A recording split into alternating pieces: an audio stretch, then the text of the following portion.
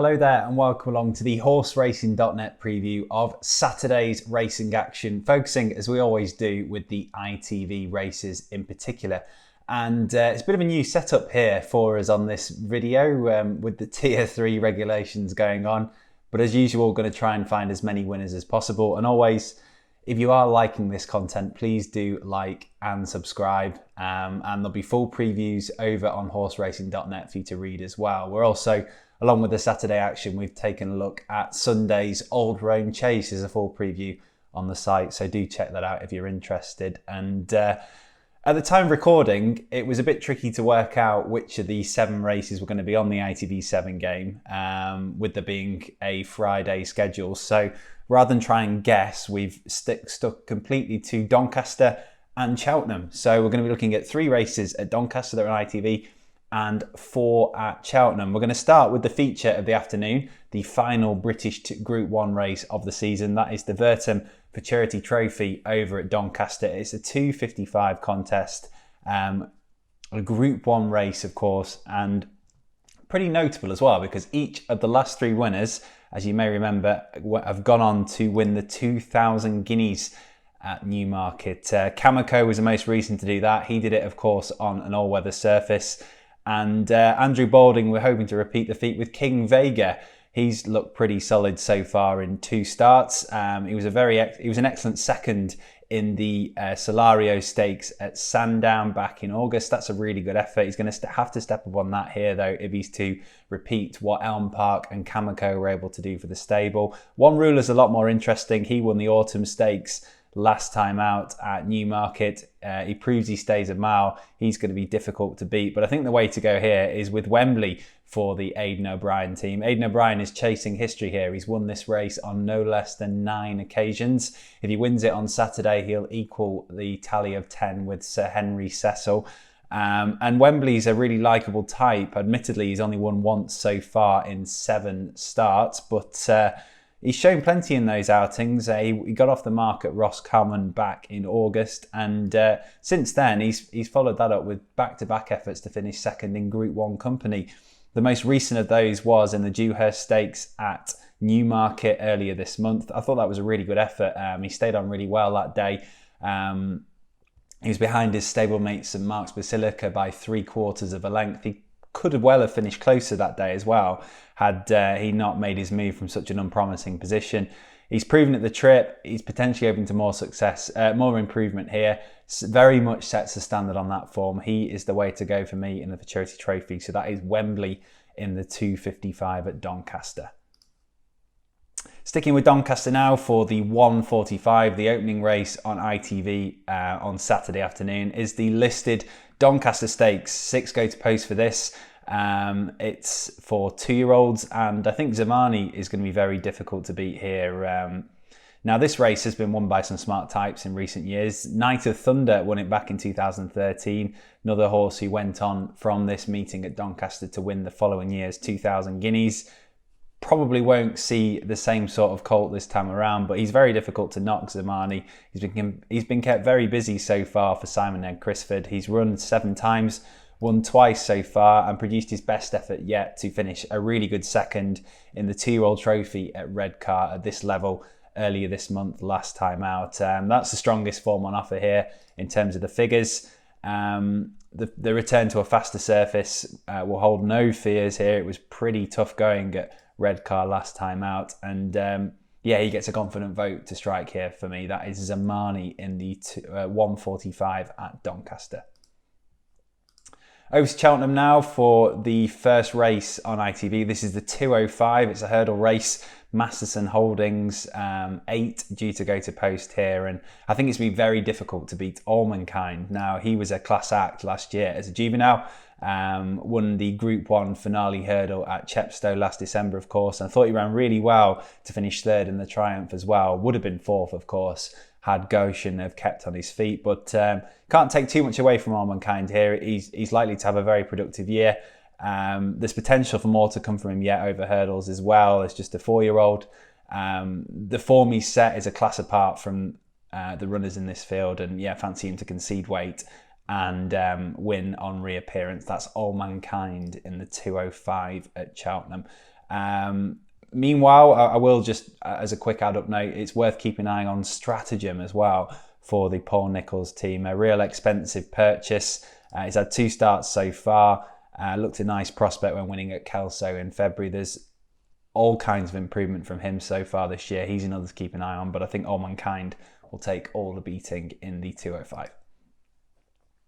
Back to Doncaster now for the 220. This is the Vertum Handicap. A lot of races Vertum sponsored on the card here. It's a sprint handicap over 5 furlongs, 11 due to go to post. This is wide open. I think plenty are worth a look here. Mighty Spirit is one who's popular in the market, been holding her form really well so far this season. While I thought Orvar potentially could be on a pretty useful mark at the moment, just £2 higher than his last winning mark when scoring at Chester in August. He's had a pretty productive campaign as well, but it's possible to make a real case for any number of these in the field. The way I would go though, potentially, is chance Victory Angel each way at a double figure price. He's about 14 to 1 at the time of recording, and you've got to, if you are going to back Victory Angel, you've got to forgive his most recent effort. He was last of 5 at Musselburgh over this trip last time out. That was earlier this month, 12 days ago. But the thing with Victory Angel is it came in a very good race. It was in a very warm looking conditions race. He wasn't beaten that far, 5 lengths. And if you go a bit further back in his form lines, he won twice in really good style at Musselburgh back in September. I still think he's on a pretty good mark at the moment. He takes a chance off 85 here, £6 higher than his last winning mark. If you ignore his most recent run, I still think he's in pretty good heart at the moment. And in what's a really competitive race with a really strong pace forecast, there's every chance that Victory Angel could sneak into the frame at the very least at a double figure price.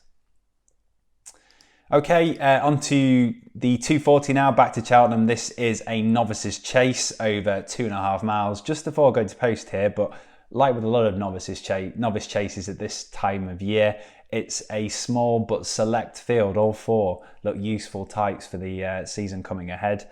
We'll start with Cool Cody. Now, if you read some of the articles on horseracing.net, you'll know that I put him up as a novice to note this season.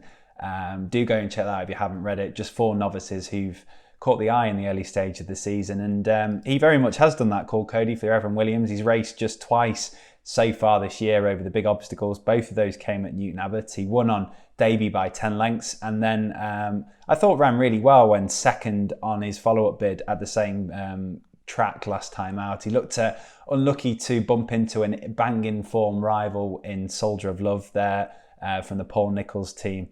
I think he'll have a really productive season, but this is a very tough ask, and it could be that he's booked in for finishing behind another Nicholls rival here in Southfield Stone. Now, it's a bit of a blurred line this year, the lines between being a novice and a graduating chaser. Because of the COVID outbreak, novices can keep their statuses until around December time. That means Southfield Stone gets in here. He showed some smart form last year as a novice. He won a contest at Musselburgh in February, also placed in Grade 2 contests at Kempton as well. He looks a really smart type, Southfield Stone. The form he's shown is the strongest on offer here. I think he'll put his experience to good use, and it'll be very difficult to beat for a stable Paul Nicholls that's made a lightning start to the season, as you'd expect as well. The other one to note as well, I'll give a quick mention to Pylon, who makes his debut here. No mean feat to do that against more experienced rivals, but receives £5 and was a smart performer over hurdles last year. And Not That Fuse, I can never pronounce that, Not That Fuse.